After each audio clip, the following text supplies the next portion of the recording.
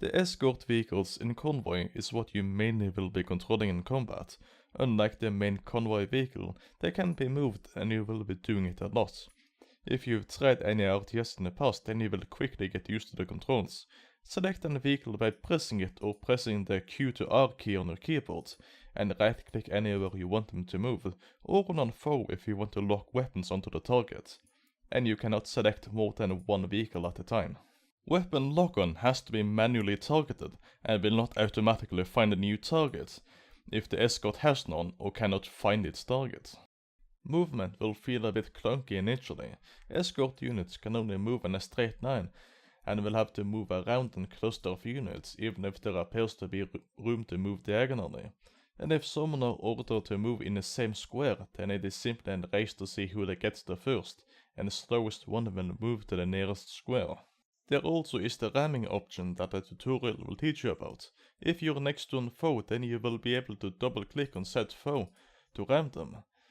Both you and your foe will be stopping firing briefly, and if your vehicle is equally heavier or heavier than your foe, which is indicated by the bars next to your health bars, then you will be pushing them off the tile. Be mindful though that without an aid gadget that prevents ramming damage, this is a desperation move, as both you and your opponent will receive default ramming damage, as well as losing armor. This can be used to push foes into deadly hazards or force them into walls, which deals bonus damage, and foes cannot be pushed off the map. Machine guns are the most basic weapons, without any of the other strengths. It does not have the whole DPS of a laser weapon and no armor shredding, but it is better than nothing. If you give it to an escort, then the ideal targets are shielded foes, because shields does not benefit from armor.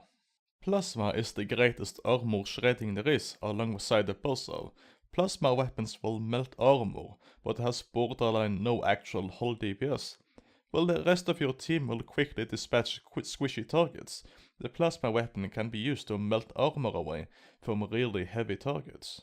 Pulse Laser is the highest escort vehicle hull DPS there is. It will quickly wear down shields and demolish an armored target with ease. Cannons are the medium between plasma and pulse laser. It does not have the sheer hull damage the pulse laser does or the armor melting of plasma, but it deals modest hull damage while chipping away at armor. Overall it is a jack of all trade weapons, which is effective against all targets. Rocket artillery is a nifty weapon. While it does not do more damage than other weapons, it has a unique trait. It can fire while line of sight is blocked. If there is a target you really want to chase down or got a mobile squishy unit that you want to keep protected by moving around your other tankier vehicles, this is definitely it. The minor downside is that it fires dumbfire rockets, which means that it travels to the initial target location instead of tracking its target. Railguns are weapons that really shine later on when you encounter more shielded foes. It deals modest hull damage, some armor shredding, and best of all is that it ignores shields. How much of the shield bypassing trait actually helps though is arguable, since other weapons will have to go through the shield to contribute. But it will deal some additional damage that might finish off foes that reactivate shields in the last moment. The last escort weapons are bumper weapons, buzzsaw and chainsaw. When these are equipped, you deal more damage when ramming into foes. The chainsaw increases damage by roughly 50% and the buzzsaw adds a moderate amount of armor shredding. There are a few utility items for your escorts, but the most game-changing ones are the aid tool, the taunter and the shield generator. Shield generators will protect your vehicles against escort vehicle weapons. Exactly how the recharging works is a nebulous question. Does it start to recharge after it is deflated, or does it also recharge after 6 seconds of the shield not receiving any damage? There is no indicator on how much shield remains, but if you got 2 utility slots on an escort, it will be able to support 2 shield generators that I believe operate with separate cooldowns. It is worth noting that ramming will ignore shields on both the receiving and dealing sides, and that the main convoy vehicles, debris and mines bypasses shields.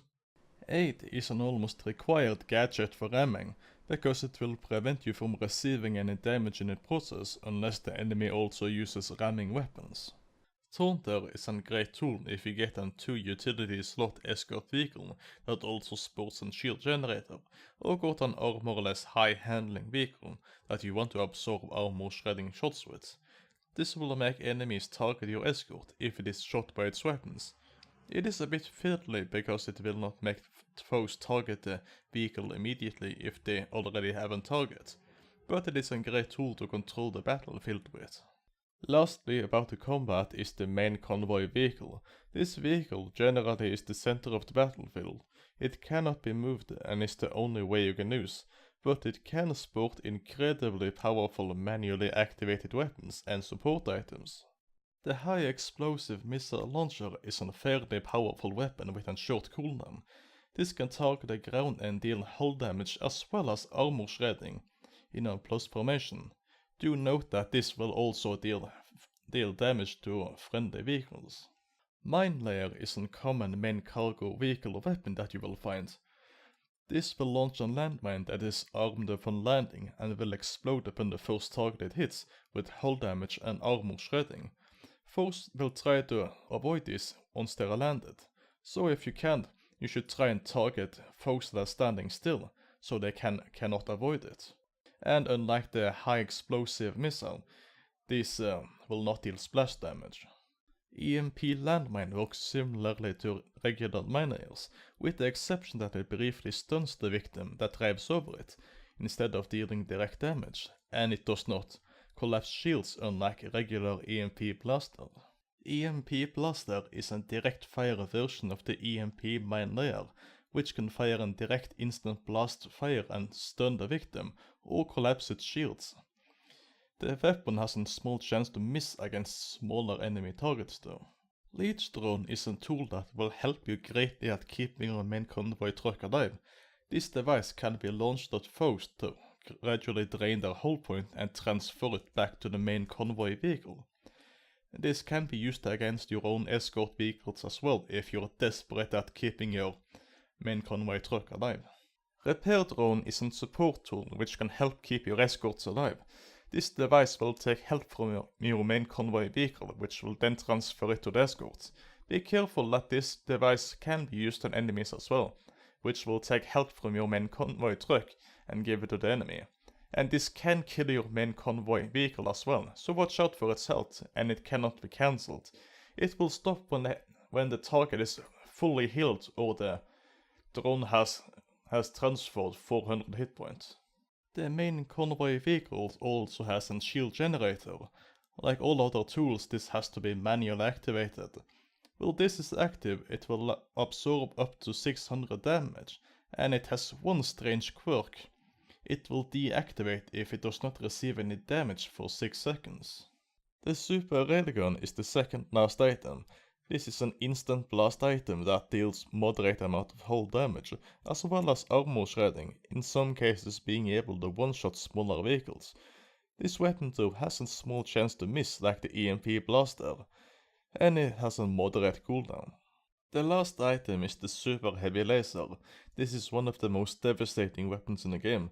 This can be activated in a direction and channel a continuous stream of damage, which will deal damage to all enemies and allies in the direction it faces. The direction can be changed by activating it again and clicking the direction you want it to face. I'd like to mention how to operate the store as well, because it is not too well explained. The repair function here will repair both armor and hull by clicking the repair option, then the respective vehicle you want to repair. However, it will not discount if you only repair hull or armor. So you have to determine if you need full armor and hull, or if you want to cheapskate and leave either incomplete. You are able to sell items here as well. Simply select an item and drag it to the sale box. And once you have sold the item, you cannot get it back. Purchasing new items or fuel might be self-explanatory, but vehicles might not be. You can buy new trucks even if you got a full roster. By doing so, you will be requested to sell an old vehicle. Be mindful about the old vehicle's layout. If you can, you should transfer its items to others that you plan to keep. The old truck that you sell will be emptied of its items and gadgets, but you only got 4 inventory spots. So if you get overloaded, you will have to sell something in the process. And lastly, upgrading vehicles. There are a few and you should pick what you need to boost from time to time. Hit points are likely obvious. It will increase your maximum hull point, which prevents the vehicle from being destroyed. Armor can be damaged to oblivion with no consequences beyond taking more damage, but hull represents the vehicle's actual life points. Armor is your damage reduction. For every point of armor you have, you will gain 1% damage reduction. These can be temporarily lost in combat and repaired at any store, to a maximum of what you've upgraded. Handling will determine how fast your vehicle can move, as well as giving you dodge chance to attacks. Your dodge chance is your handling value, minus 55. So if you've got 90 handling, you've got to subtract that by 55, which gives you 35% dodge chance.